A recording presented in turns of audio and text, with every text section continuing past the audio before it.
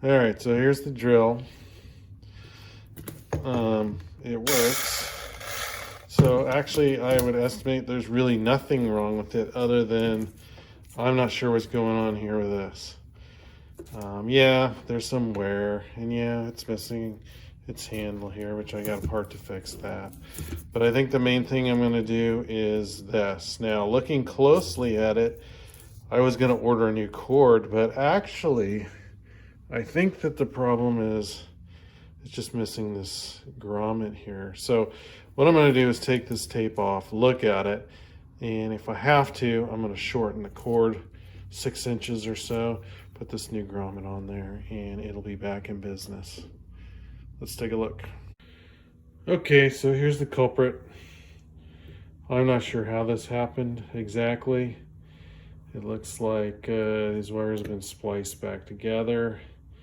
And so in order to get here, I think we're just going to have to take out these 3 screws here. This plate will pull off, and then we'll be able to get in here, shorten the cord, and we're back in business.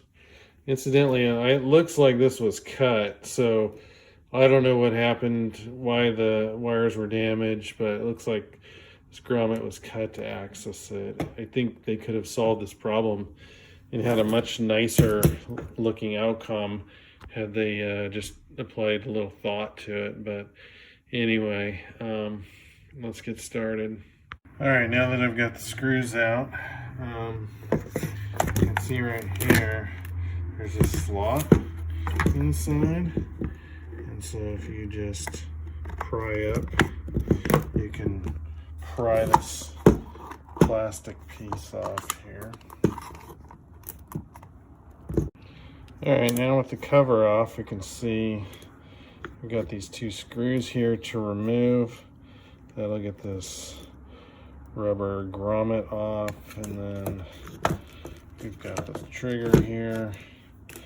It looks like I'm gonna have to feed the wires in here somehow. So let me take a look at how this is supposed to work, and then we'll start disassembling the insides. All right, I guess what I don't know is if this wire actually comes out of there, or that's a whole unit. So I decided what I'm gonna do is that. So now the strategy will be to thread this on, get it back in place here, strip a little bit of this back, then I'll make a splice here and put it all back together. Now that I've got all my wires exposed, I'm going to use one of these heat tube connections for my splices. So I'll show you how that works here in just a second. So these are what are called solderless connections, and what you do is you twist the wire pairs together, you slide this over, you heat it up, it shrinks it down, and then this ring here is in theory acts like solder, where it constricts down on the twisted wire that you put together. I'm gonna do it right now. So you can use a torch or use a heat gun. If you use a torch, you need to be very careful not to burn it, but I like to use a heat gun. I think it's the best tool for the job.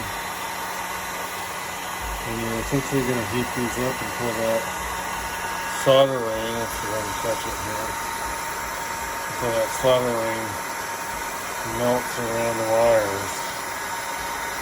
You can see the plastic is melted, but I'm trying to get all there.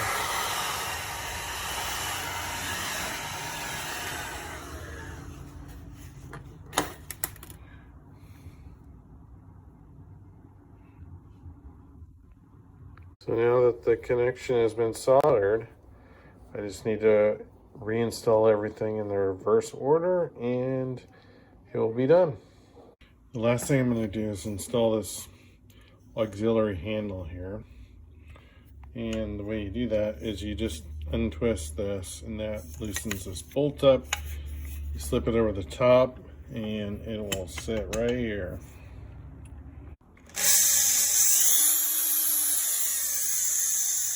Lots of life left in this drill still.